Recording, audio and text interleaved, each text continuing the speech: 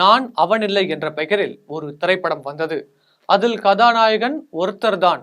அவர் பல கெட்டப்புகளில் வந்து தவறுகளை செய்து போலீசுக்கே தண்ணி காட்டுவார். அதே போல ஒரு சம்பவம் நடந்துள்ளது. அதில் சம்பந்தப்பட்டவர் ஆண் இல்லை, பெண். வாங்க என்ன நடந்ததுன்னு பார்ப்போம்.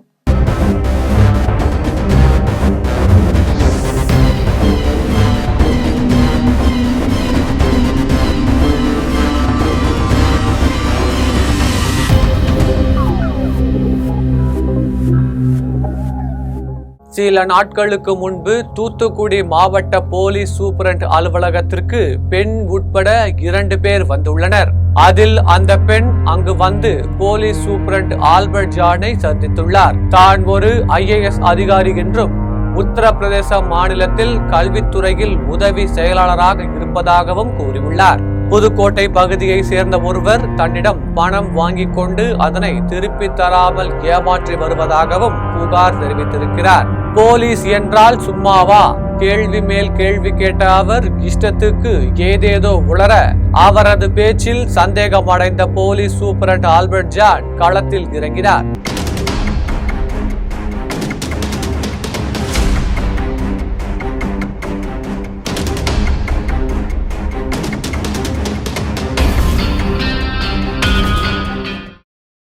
காற்று புக முடியாத இடத்தில் கூட போலீஸ் நுழையும் அல்லவா? மாவட்ட குற்றப்பிரிவு போலீசார் மூலம் விசாரணை நடத்தினார் சூப்பரண்ட். வெட்ட வெளிச்சமானது அந்த போலி IAS-இன் கபட நாடகம். விடுமா போலீஸ் தங்கள் பாணியில் விசாரித்ததில் அந்த பெண் நெல்லையை அடுத்த தாளையூத்தை சேர்ந்த மங்கையர்கரசி என்பது தெரிய வந்தது. அவருடன் வந்தவர் அதே தாளையூத்தை சேர்ந்த ரூபிநாத் என்பதும் தெரிய வந்தது. இதையடுத்து சிப்காட் போலீசார் மங்கையர்கரசி, ரூபிநாத் ஆகிய இருவர் மீது அரசு ஊழியர் போல் நடித்து அரசு ஊழியரை ஏமாற்றி பணி செய்ய வைத்தது உள்ளிட்ட 2 பிரிவுகளில் வழக்கு பதிவு செய்து அவர்களை கைது செய்தனர். ரூபிநாத்தை தூத்துக்குடி பேரூரணி சிறையிலும் மங்கையர்கரசியை நெல்லை கொக்கிரகுளம் மகளிர் சிறையிலும் அழைத்தனர். இதோடு கதை முடிந்ததா என்றால் அதுதான் இல்லை. தோண்ட தோண்ட பூதம் கிளம்பியது போல் கைதான மங்கையர்கரசி குறித்து தற்போது பரபரப்பு தகவல்கள் வெளியாகியுள்ளது. மங்கையர்கரசியின் சொந்த ஊர் திண்டுக்கல் மாவட்டம் என்பதும் திருமணமான இவர் கடந்த 10 ஆண்டுகளுக்கு முன்பு கணவரை பிரிந்து நெல்லைக்கு வந்துள்ளார் என்பதும் தெரிய வந்தது. இங்கு சிறிது காலம் கல்லூரி பேராசிரியராக பணியாற்றி உள்ளார். அதன் பின்னர் தாளையூத்தை சேர்ந்த ரூபிநாத்துடன் அவருக்கு பழக்கம் ஏற்பட்டுள்ளது. தாளையூத்து பகுதியில் மெட்ரிகுலேஷன் பள்ளி நடத்தி வரும் ரூபிநாத் பாரதிய ஜனதா கட்சியின் நெல்லை மாவட்ட வெளிநாடு வாழ் தமிழர் நலன் தலைவராக பதவி வகித்து வருகிறார். இதுதான் மங்கையர்கரசியின் கதை. இவர் ஒரு இடத்தில் தான் இப்படி செய்தாரா என்றால் இல்லை. தூத்துக்குடி மேட்டர் ஒரு புறம் இருக்க, இதே மங்கையர்கரசி கடந்த சில நாட்களுக்கு முன்பு நெல்லை மாவட்ட போலீஸ் சூப்பரண்ட் அலுவலகத்திற்கு சென்றுள்ளார்.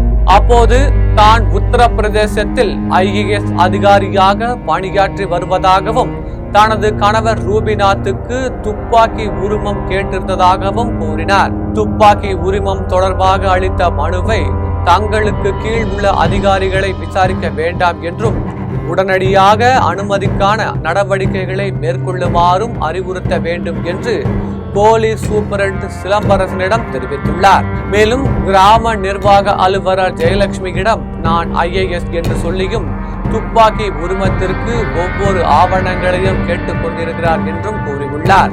இதனால் சந்தேகமடைந்த போலீஸ் சூப்பரண்ட் சிலம்பரசன் உளவு பிரிவு போலீசாரிடம் மங்கையர்கரசி குறித்து விசாரிக்க உத்தரவிட்டார்.